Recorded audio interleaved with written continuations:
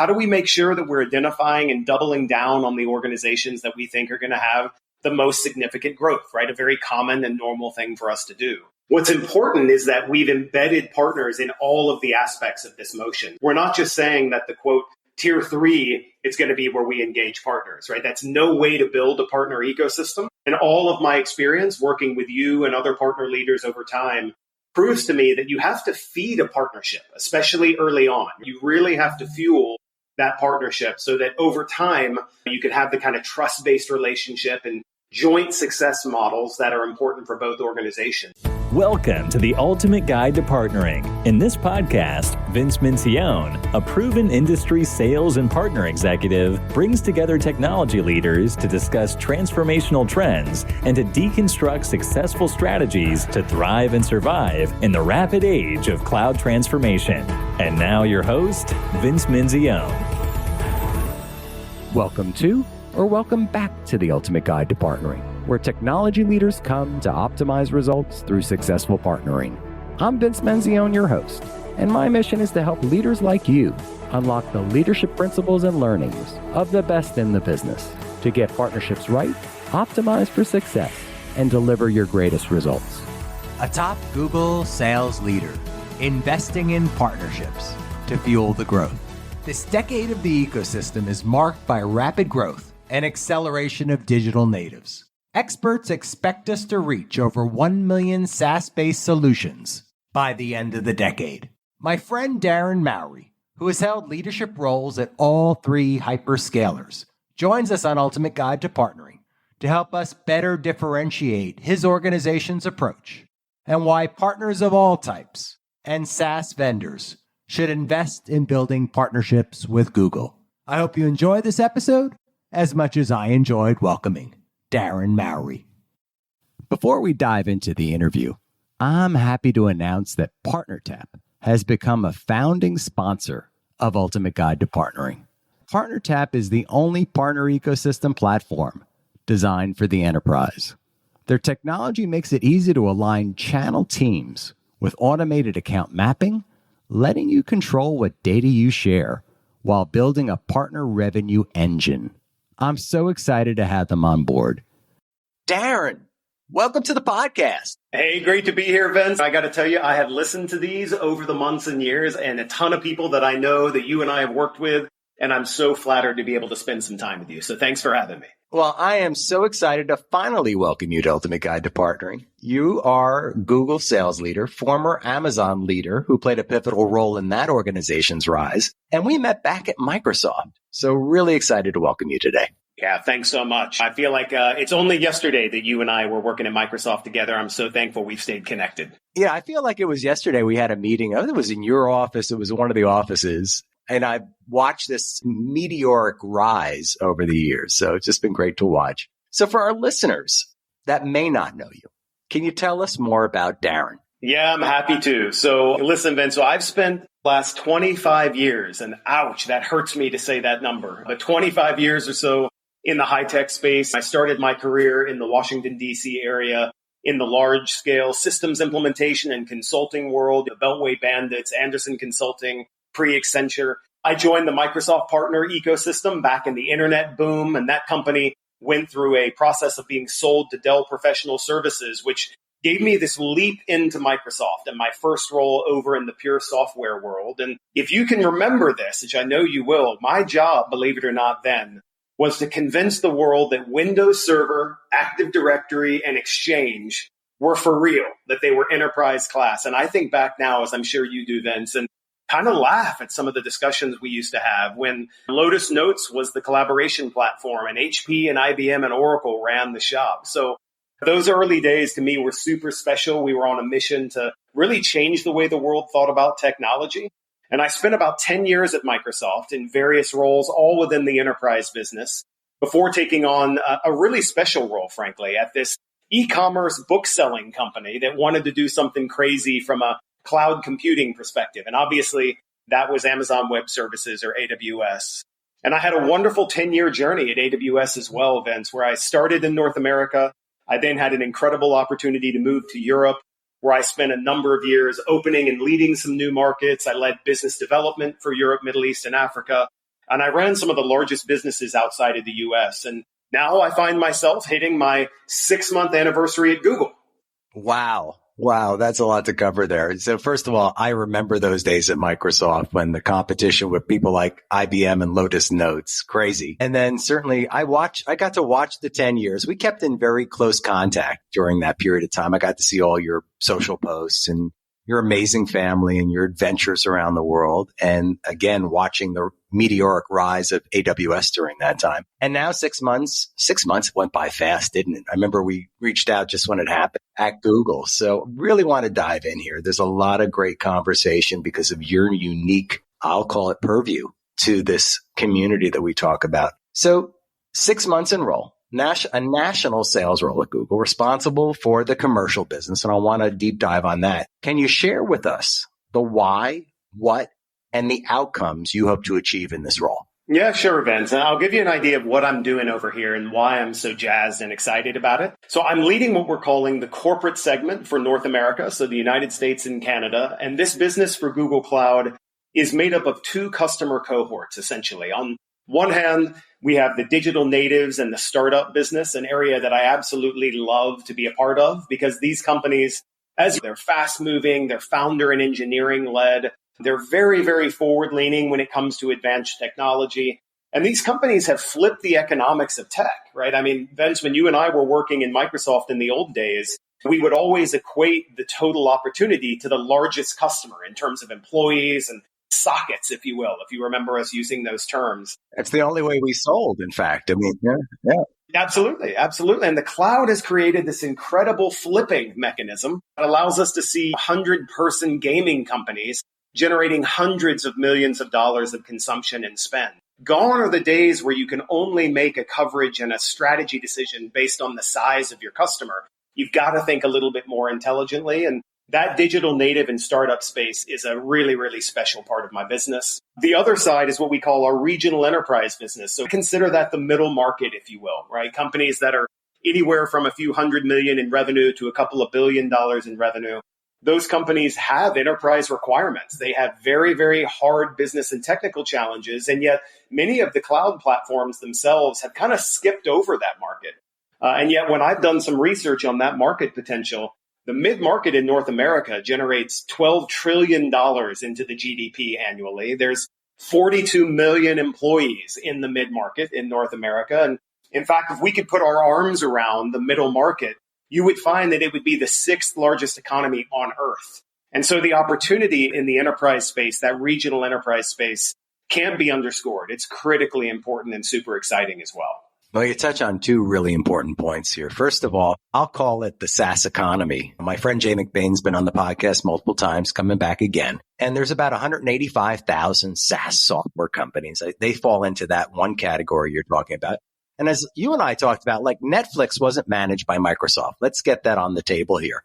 I mean, huge opportunity. The next Netflix is going to drive the economy of a specific transformation that we haven't even recognized yet. Exactly. No, I mean, Vince, when I've read some articles, as I'm sure you have, that says that at least 65% of the Fortune 500 didn't exist 10 years ago. So if you put that into context of where we are now, my mission, back to what you said, on that digital native side, my mission and my team's mission is to find the next Fortune 500. And what a pretty incredible opportunity that is. Absolutely. And I love, like I said, I love the focus here. I love the focus on the mid-market because those are also the organizations that have the highest level and propensity to grow.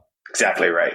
This podcast focuses in on partnering, Ultimate Guide to Partnering, and in fact is the top rated podcast. In fact, we were in the top 100 pretty much the entire month of May. And your leader, Thomas Kurian, has made significant investments in partner-led sales growth. And in fact, Thomas recently came out and committed to 100% partner attach to Google's B2B deals. It's a big deal. What can you tell us about Thomas's commitment and the company's investment in partners? Yeah, well, first of all, Vince, I want to just congratulate you on what you've built here. As you said, we've been fortunate to use the internet and social media to stay in touch over the years. But the approach that you bring to this, it's the person you've always been at Microsoft and through the journey through now, the focus you've had on partners and on understanding that this is all about shared outcomes comes out loud and clear in the work that you're doing. So just first of all, congratulations for the work that you're doing. I know a bunch of us get a lot of value from that. And in terms of your question, it's a great one. Thomas and our entire leadership team has made the decision that the path ahead is with partners, period. We're not going to build a competing professional services org. And in our experience, that can create confusion for our partners and for our customers. And we believe that we're at this really interesting point where we want to be known as creating amazing technology. And we want and need our partners to bring this big scale, this broad reach, industry and technical specialization that our customers are demanding from us every single day. So this isn't just an idea. This wasn't just a headline for Thomas to get out in the press. Someone that's running a complete partner-driven and partner-led business. We're deploying programs and systems and even compensation models that make this real for the folks that show up every day and meet with our customers as well as for our partners. So what I can say is there's wood behind that arrow, Vince, in a big way. Well, and compensation is where the rubber meets the road, right? It drives the behavior we hope to see in this economy and this digital world that we work in. So we went out this past week and I polled our listeners as to what they'd like to know from today's interview. And one of our listeners came back, Ann Wheatley from Crayon, a top Microsoft and Google partner, said, as we're driving our go-to-market and doing the heavy lifting to bring deals to Google, in this new plan, does it encourage the field sellers to qualify leads and share them in reverse? In other words, share them back to the partners. And what expectations should Google's partners have about their field sellers, about Google's field sellers driving qualified opportunities and co-sell along with the partner? Yeah.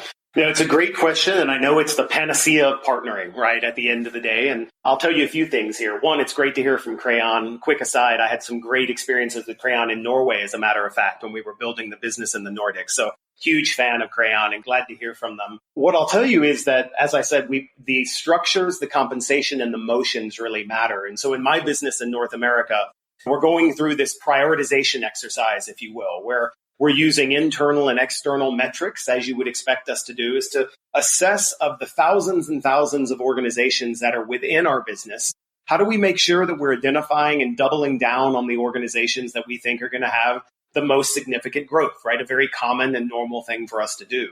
What's important is that we've embedded partners in all of the aspects of this motion. We're not just saying that the quote, tier 3, it's going to be where we engage partners, right? That's no way to build a partner ecosystem. And all of my experience working with you and other partner leaders over time proves to me that you have to feed a partnership, especially early on. You really have to fuel that partnership so that over time, you can have the kind of trust-based relationship and joint success models that are important for both organizations. And so what we're doing is, as I said, structuring the way partners engage with our highest, most successful, highest potential customers. What is our joint selling opportunity where, frankly, neither of us are incumbents? And what are we going to do around joint marketing and joint persona marketing?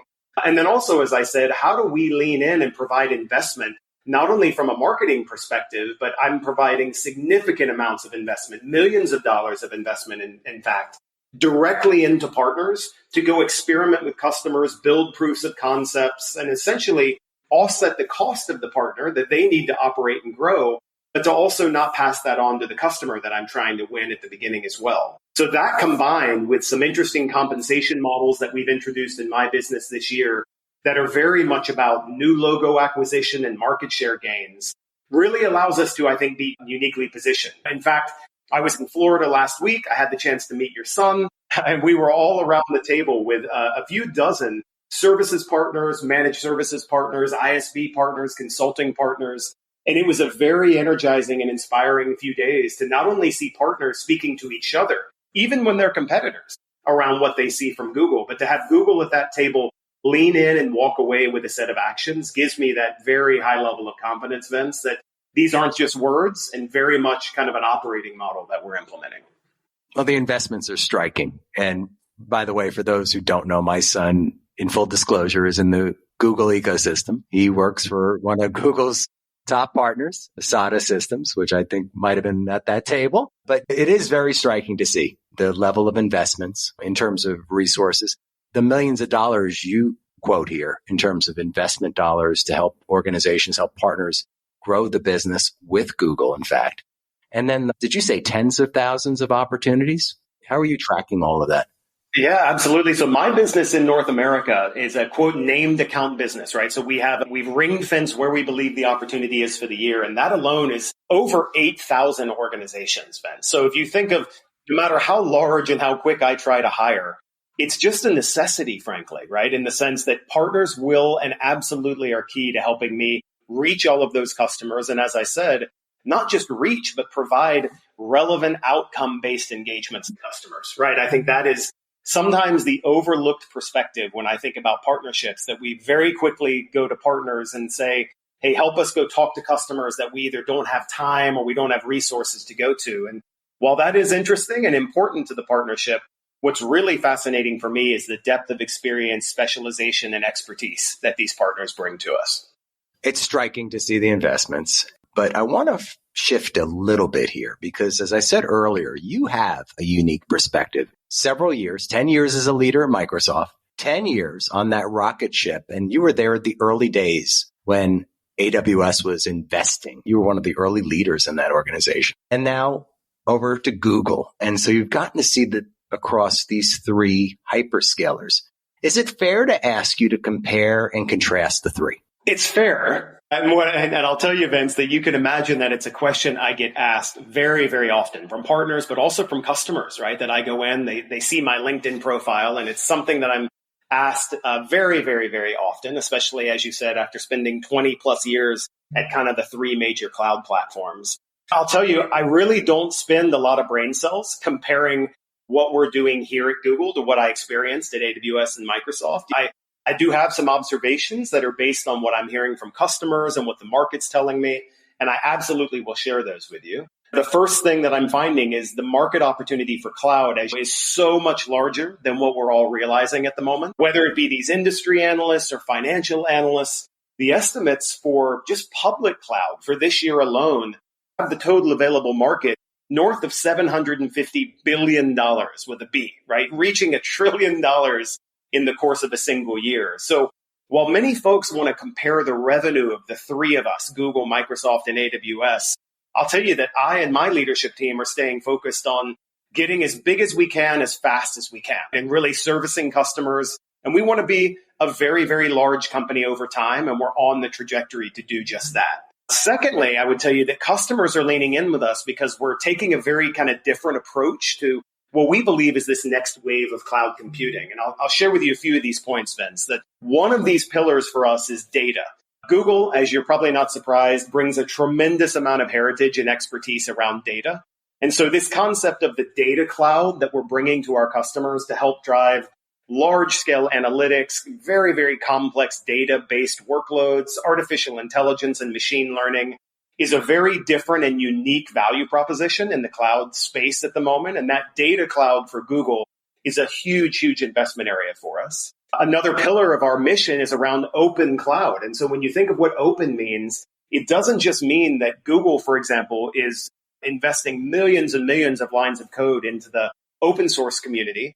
We're very active in that developer ecosystem. And what we find is rather than having a very kind of closed off black box product development process, we want to share what we're learning and we want to gain value from the incredible amount of innovation happening outside of our walls. So this open cloud, not only with open source, but the concept of being hybrid and multi-cloud is a very unique value proposition for us when compared to some of the other hyperscalers. Our third piece, which you're, I know, very familiar with, is our collaboration aspect. So the collaboration cloud from Google started years ago with Gmail and grew into G Suite, has evolved into what we call Workspace now. And Workspace for us is this multifaceted, very sophisticated set of collaboration tools that are very much at the heart of the future of work. I mean, for God's sakes, we've just come through this very, very challenging period. And frankly, I think we still have some challenges to go and some evolution around what work will look like in the future. And the fact that Google and Google Cloud is so well positioned with a cloud-based collaboration stack is, I think, again, a unique differentiator. And then lastly, and you would expect me to say this, Vince, is just the trusted cloud. So the concept of we absolutely must have security as job zero, priority zero, as we say. The concept of having a zero trust model ensures that the products that we build meet our customers' security requirements, but also the amount of work we're doing with partners, with customers to ensure that the final applications and workloads are secure are absolutely critical as well. Last thing that I'd share when I think about my own observation is I'm really humbled, frankly, by what I'm seeing is the humanity that we at Google are seeking to inject back into the cloud. And so many people believe that hyper growth and massive scale means kind of removing the uniqueness of the customer and the employee at times from the growth equation. So we're trying to make everyone look and act the same, because when they look and act the same, you can drive scale. What we're finding is we can invest and we can engage with people, whether it be customers, partners, and our employees, in a way that's very unique and bespoke to what those customers need, to what those partners need, and to what our employees need. And so I'm constantly reminding myself that it's actually the people power aspect of Google that's going to allow us to continue to grow and I think be a big player in the space. You did cover quite a bit of ground. I just want to reflect on this for a moment. So the pie is getting bigger. This transformation has impacted things like we never expected to see in these last 2 years, right? This wasn't just a lift and shift of existing applications, right? We talked about the 185,000 SaaS software companies going to 1 million by the end of the decade. And so everything in our lives are changing. To your point, the pie will continue to get bigger. You talked about data, and it reminded me of a conversation with Eric Rosenkrantz on Google's differentiation on the engineering side. And it is striking. I think a lot of us understand that just certainly every day when we Google things and just Kubernetes, and we can just go on and on and on about some of the engineering prowess within the organization that now reflects back into this enterprise world. You talked about open cloud hybrid, certainly an area. It makes a lot of sense. We are a heterogeneous society, a heterogeneous enterprise world, and everyone has a play in this world. So having that is amazing. The collaboration aspects too. I come back to the fact that I think one of the things that anchors Microsoft into accounts has been the collaboration play. And there really hasn't been a contender over the years up until what was called G Suite and now is Workspace, right? That platform will continue. If we look at the millennial generation, many of them are much more comfortable in that world. And I can't wait to see what's going to happen in 10 to 15 years. I think there's going to be a shift there. Completely with you. Yeah, I have 2 teenage, now entering college daughters, and one's already in college, one's entering college. And you're exactly right that the tool sets that they use, but even more than the tool sets, the way they think and the way that they approach work is so different than the way you and I did. Definitely at their age, but even 5-10 years ago. So I think I'm thrilled and excited about this kind of revolution that's coming by your son, my daughters. I think the future is in their hands, and I'm really excited about what that's going to mean for technology. It's exciting. It's going to be exciting the rest of our lives. So buckle up. Here we go. Exactly. I'm so excited to welcome Athletic Greens as the latest sponsor to Ultimate Guide to Partnering. Friends who know me well know I've made taking a green drink supplement part of my health ritual for over 20 years now, and it has made all the difference to my health and well-being. About 5 years ago, I added Athletic Greens, and now their product AG1 has become my go-to green drink supplement. I take this literally every single day. AG1 is packed with 75 high-quality vitamins, minerals, whole food source superfoods, probiotics, and adaptogens. It literally has replaced every vitamin in my cabinet. I take it at the start of the day and often have a second serving on days when I really need it. If you'd like to give AG1 a try, Athletic Greens is giving away a free 1-year supply of vitamin D and 5 travel packs with every new purchase. Check them out at athleticgreens.com/Vince M. And you told us about Trusted Cloud. We know what we're living with from a security perspective. I can share some of my own personal issues with being breached recently and how that almost impacted a major financial transaction from a client. I want to dig in on the last comment, though, about humanity and uniqueness and people power. Can you maybe peel back a little bit more for our listeners there? Yeah, absolutely. And so this is something that maybe is more of a personal reflection that I've had. As I've come into Google, I have found Google and Alphabet overall to be a very human organization. Does that mean that we're perfect? No, because last time I checked, we as humans are anything but perfect. But what I found is the amount of genuine care, Vince, is the term that I'll say, and the investment that's put into the organization itself, the health of the organization, the mental health of the organization, the diversity and the equity and the inclusion, the fact that we have formal processes and mechanisms and review boards that ensure that before we lease products, we actually have organizations that say, can this be used for ill, for evil? And if so, we will not release that product. So to work for a company that is so large and doing so many different interesting things, from autonomous driving to geospatial to augmented reality to the cloud, to be a part of Alphabet that's driving a very human values-based kind of work is new and it's different for me. And it's actually 6 months and a couple of weeks into this journey. It's something that I feel very thick in a very thick way, day by day. And I would like to think that our partners feel that. It's the sense of uniqueness and individualism and the ability to bring who you are to work every day. And the organization is enabling you to be that person versus creating scale and reach through kind of sameness, if you get my point. And so it's been a fascinating set of observations. As I said, I'm still going through it personally, but I think there's great power in that model. I really do. Absolutely. And I'm a huge proponent of diversity, equity, and inclusion. So I was glad to hear you mention Google's investments there. So I'm a partner. What would you say? You mentioned the differentiation, but what about the approaches to partnering between the three? Yeah, so my mission here at Google is to make the best cloud platform for partners and customers, frankly, Vince. That's my personal mission, the mission of my team. And we're building this partner ecosystem where our success is literally built on the success of our partners. And so one thing I would call out loud and clear, again, is this business that I'm running in North America is built with partners. The percentage that I can't share with you openly, but I'll say it's a very, very high, significant percentage of my business that either comes through partners or is influenced by partners. There's really proof to show that we're not trying to build a direct model where we trickle partners in. We're trying to build a partner-enabled, partner-led growth machine in the cloud. And from what I can tell, and from my own experience, that is very unique and very different to put partners in such a core growth element of who we're going to become.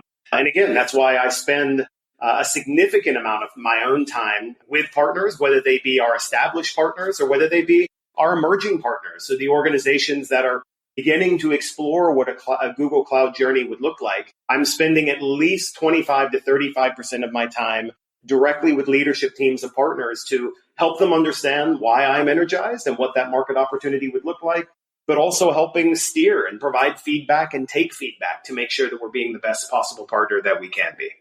It's a huge area of differentiation. And we won't go into each of the three hyperscalers. We know Microsoft has a huge investment ecosystem around partnering. AWS came at it, let's face it, at it from a direct model with a credit card. And I will say not bolted on, but added partner and enterprise selling later. And I think the investments are very striking coming out of the Google organization. I'll say that.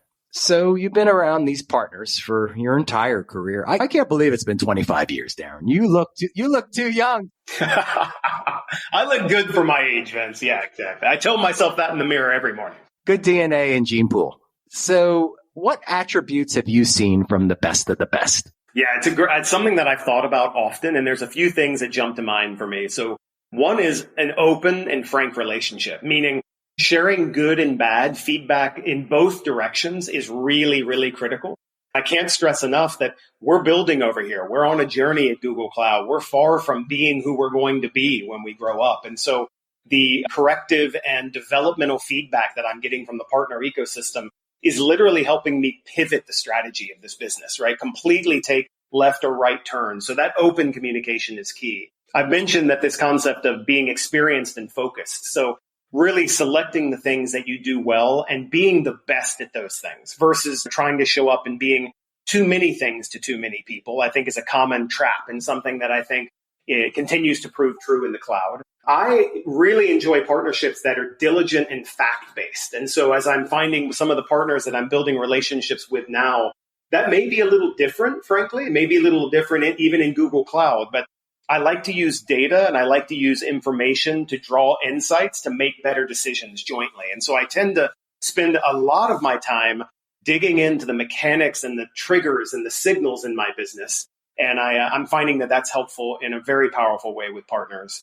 And then last but not least is balancing inputs and outputs, right? And this is, I think, a partnership pillar, also just a good growth and sales pillar in the sense that you can't just focus on the revenue at the end of the day. The revenue is an outcome of all the good work that you've done to get to that point. So I love partnering with organizations that want to start at the very beginning of that customer buying journey. And we want to think about what are those critical steps along the way and how do we both play important roles in all those inputs. It's this concept of you can manage inputs, but you can measure outputs. And it's important that we don't get those two things confused. Does that make sense? I love what you have to say here. I'm going to repeat back to you because I think it ties into some of the principles that I talk about. First of all, this corrective and developmental feedback. Often partners just aren't open in their communication. I say it not being aggressive enough in their communication. Like sometimes it's just the status quo. It's the happy talk. We never really get down to the conversations. I apply OKRs to what I do. And I believe applying an approach that says, how do we get to green? How do we get to the objectives that we have agreed to? And we're measuring against that. You mentioned the data factor of that as well. And then the focused approach, right? Again, I go back to OKRs here a little bit because we need to stay focused. We can't solve the world. We used to say boil the ocean at Microsoft, right? We can't boil the ocean. We have to pick the one or two or three things that we can do together that have the highest impact. And you mentioned balancing inputs and outputs, which to me comes back to what is it? What is the area that we are going to focus on? And we are coming together as two organizations. What's that better together look like? Is that what I thought I heard from you? Absolutely. I think you nailed it. Absolutely, Vince. So there's quite a bit of talk about ecosystem. It's striking, and I'm so happy. My friend Jay McBain, who's coming back to the podcast again, has described this. He's coined, in fact, this as the decade of the ecosystem. Think back to like 2009, way back then. You throw 50% of your investment dollars in marketing, basically you wouldn't know where it went. And then we got Marketo and Eloqua and some of these other platforms. And today we know down to a science, right? How many clicks we're going to get, how that's going to translate into sales qualified leads, and what our output and our win ratios are going to look like at the end of the day. We're starting to see this whole emergence of an ecosystem approach to partnering. And I feel like a lot of organizations are still struggling in terms of how do I get there, right? We talked about some of these SaaS software companies. Some of them still have a direct sales model. And they're trying to figure out how to partner with organizations like Google. And I've seen this firsthand. So what advice would you give to partner organizations about the investments they need to make in their organizations? These are this is that client base you're talking about here, right? These digital native organizations. What investments do they need to make to fuel the growth? Yeah, I think it's, again, a really great question, Vince. In my view, the days have passed where we can bring one service or value prop to the market and think we can thrive in splendid isolation, right? I think there was a time for that. Those times are gone, in my opinion. And really, from my perspective, the cloud market requires that there's this very unique coexistence where we find these best outcomes for partners. And sometimes those best outcomes for partners and customers come by partnering with a competitor, right? It actually comes by identifying solutions and companies that can not only fill the stress fractures that you may have in your own business, but really augment and turn up the volume of the power of whatever solution you're bringing to the market. And I find there's this massive opportunity for partners with the right scale and the breadth to be an ecosystem in and of themselves, believe it or not, and really be an even greater part of an even bigger ecosystem. And what I mean by that, Vince, is some of our partners are creating these multiple disciplines within their own businesses to be able to resell the cloud. They're able to provide support and manage services on the platform. They're able to innovate and deliver new products and new outcomes for customers. And they're even able to inject ISV solutions when it makes sense. And so they're almost creating their own ecosystem within their own boundaries and then plugging themselves into an even broader ecosystem. And what I think is really wonderful about the market climate that we're in at the moment is that those partners who maybe don't yet have that size or desire to operate in the way of creating their own ecosystem, well, you can choose to be great at a few things and fit into a very tight ecosystem of partners that are seeking to deliver all of these great outcomes. And so the market itself's changed dramatically. When I remember the early days of cloud where we'd be in meetings and we would be told, Vince, that there's really no such thing as a private or public cloud. There was only one cloud, and anything running in a colo or a customer data center was just servers. And then I remember when we tried to convince ourselves that hybrid and multi-cloud was not a thing. And yet here we are with even our fastest growing startups selecting multiple clouds to get the best of breed versus committing to one platform. So what I'll say here, Vince, is times are going to keep changing. And in my opinion, partners that are focused on being flexible, ever changing, and really realizing that they're a part of a broader ecosystem, those partners are going to prove to be very, very powerful. And that differentiation is going to absolutely show up for customers. You are speaking my language because I speak about 7 principles of successful partnering, the last of which is agility. And you just nailed that right there. That exactly is it. It is organizations need to be agile, especially during this time. Like we know some successful partners, both of us, that know how to apply agility to their businesses and pivoting when they need to and understanding what the opportunity areas are, intuitively knowing where the markets are going to go, or at least having a listening mechanism within their own organizations so that they're paying attention to these feedbacks. So Darren, if you don't mind, I'd love to pivot the conversation. As you might know, this podcast focuses in on leadership principles and the career journey. As I said earlier, I met you several years ago. You were earlier in career. I want to understand, you had already gotten to a pretty significant point in the Microsoft ecosystem. Was there a spark or a pivot that propelled Darren? Yeah, it's a good question, Vince. And so I actually spend a lot of time thinking about that myself, frankly. But I think the last time we did see each other, I can promise you I had a lot less gray hair than I do now. But there are a few things. And when I think about my career and my own journey, they kind of jump out at me. So first, just to be very frank with you, I found out that I get bored really quickly, right? And if my role is to operate and run a business in a steady state way, I'm not the best leader for that business. And it took me some time to come to that realization. But I came to that realization and have embraced it. And so the need to, and really the desire to build and grow teams and businesses is an addiction for me. It literally is something I truly love to do. This book, The Founder's Mentality, which you may have heard of, is a great read that speaks to this concept of insurgency and incumbency when you're a leader in an organization. And I've had the pleasure of being at 3 companies that were insurgents and mission-driven companies changing the world at one time or another. And I'm super thankful for all of those journeys. I also found that curiosity is a superpower. And so my move to AWS from Microsoft actually stemmed from just early curiosity about hosted Exchange, hosted SharePoint. You remember the days of BPOS. And I was having calls and meetings with people seeking to understand what was the shift going to be like for customers and how would we think differently about monetizing. And that curiosity ultimately created the opportunity for me to go to AWS. But it also created some really amazing life experiences for me and my family as that desire to be curious. And I'm so thankful to have a family around me that shares in that curiosity. And it took us to Sweden and it took us to London and it unlocked this entire world outside of work. But for my family and my daughters were able to grow up multilingual and seeing the world and now feel so empowered for their next experiences. And I'm so thankful for the companies that empowered that move, but also for the curiosity, right, that we had as a family. And then lastly, I'd say I've had the pleasure of working for and with people who I really deeply respect and I've learned from. They've taught me how to be a leader from a vision and an energy perspective while also having really high expectations for myself and for everyone around me, but also enabling the people around me to be supported and encouraged, reach those high expectations. And I've really, again, been on this journey to be a results-driven, kind of high energy, visionary leader, but also trying to be as genuine a human leader as possible, meaning I am far from perfect. I'm constantly trying to show and tell my team that the way we show up is our power, right? Life and work are not always easy, but how we engage with the people around us has a direct correlation to what we get in return, as you know, then. So I think it's those 3 things as I think about my own journey that have been super powerful. I'm still on this personal journey. I don't know what I'm going to be when I grow up. And that's thrilling for me. You mentioned a book, Founder's Mentality. We're going to provide a link for our listeners in the show notes. Is that the book that you mentioned? It is by Zook and Allen. Zook and Allen, Allen. Great one. Awesome.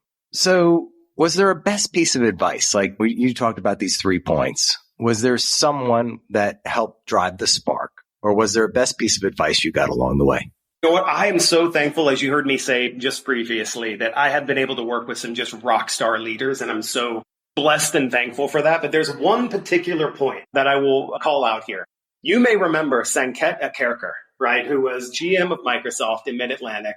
Sanket, to this day, he and I stay in touch, and he's gone on to do some super exciting things. But he, at one point, we had a one-on-one, and he challenged me with 3 questions. And these questions, Vince, were: 1, when you wake up in the morning, what do you love to do? The second question was, what are you really good at? And the third question was, what does the company or the community around you need from you? And what I found was the intersection of the answers to these questions makes for an amazing career, right? So how often can you wake up in the morning and have the chance to be compensated, be paid to do something that you're really good at, that you really enjoy, that's having an impact? And we've all had moments in our career where we're higher on one of those questions or lower. But for me, I've actually scheduled quarterly personal reflection days for the last 15 plus years where I take time by myself. I ask myself these 3 questions, and it's allowed me to constantly pivot and make sure that I don't get lost in the work and the mission that we're on every single day. And so I think back to that one-on-one lunch in a Vietnamese restaurant outside of Philadelphia with Sanket as a real game changer for me that I still apply today, and I share with everyone that I'm coaching and I'm mentoring. We're going to share that in our show notes. And Sanket has been a guest on this podcast. Oh, good. I love Sanket. Incredible leader. I love him as well. We'll put some kudos and shout outs to Sanket in this episode. So I would like to have a little bit of fun with you, Darren. This is my favorite question. I save it for the end of the podcast. And it's a trick question for a lot of people. Some it's not, but you're hosting a dinner party and you can invite any 3 guests to this amazing dinner party that you have. You might have this, I don't know, maybe Sweden, maybe the UK, maybe Washington, D.C. Not quite sure yet, but wherever you decide to have this amazing dinner party, these 3 guests that you invite can be from either the present or the past. Who would you invite, Darren, and why? You know what? You may think this is a hard question, Vince. I didn't have to really think long and hard about this one. And I'll give you these 3 answers really quickly. So 1, you may know I went to the University of Alabama for undergraduate school. And so Nick Saban, who's the football coach at Alabama, has this concept that you may or may not know of called the process, right? And it's something that he applies to recruiting and to training and development of the young men that are on that football team. And I've read about the process often, and I found that it applies to life, it applies to business, and I'd love to have Nick at the table and have that conversation. So definitely Nick's got to be there. Secondly, and this is maybe sounds like a cliche, but Albert Einstein has to join us. And there's a few reasons. 1, my favorite quote is an Einstein quote where he says, nothing happens until something moves.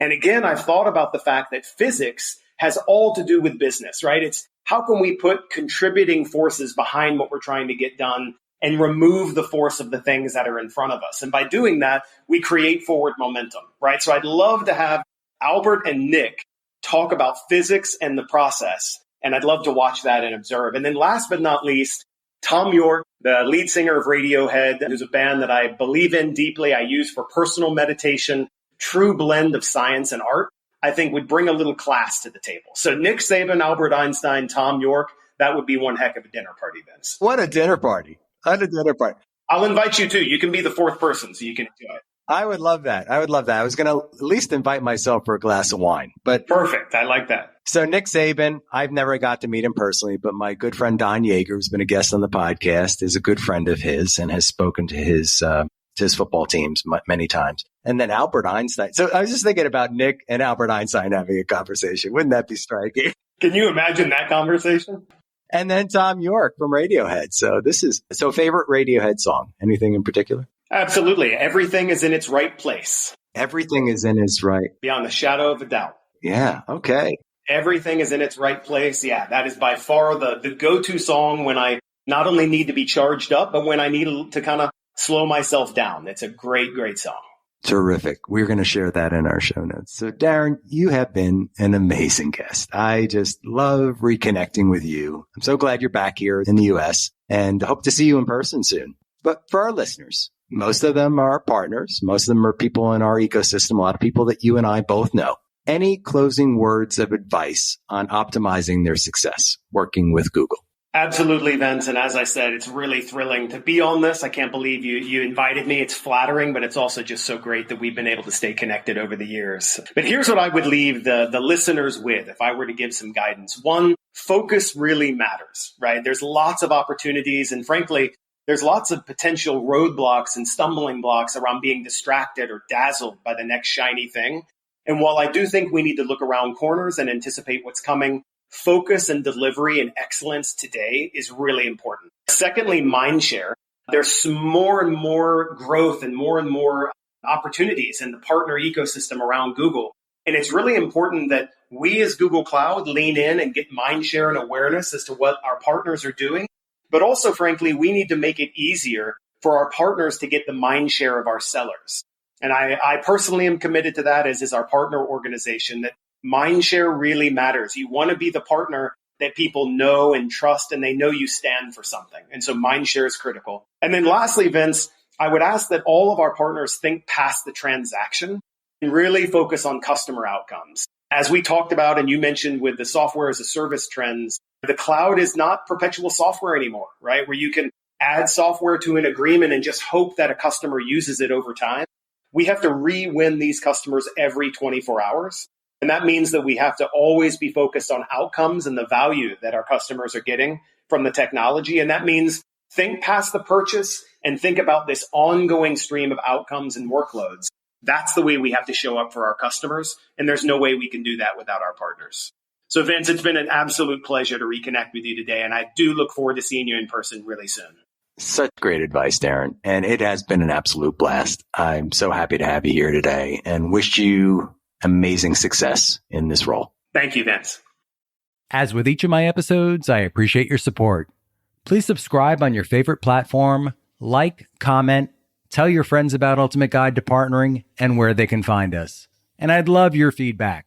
Please like the podcast and provide comments or reach out to me at Vince Menzione on LinkedIn, Twitter, Facebook, and Instagram.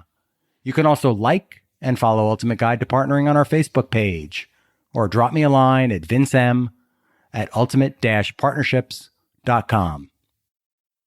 This episode of the podcast is sponsored by PartnerTap, the partner ecosystem platform most trusted by enterprise. Drive more revenue with your partners and learn more at partnertap.com.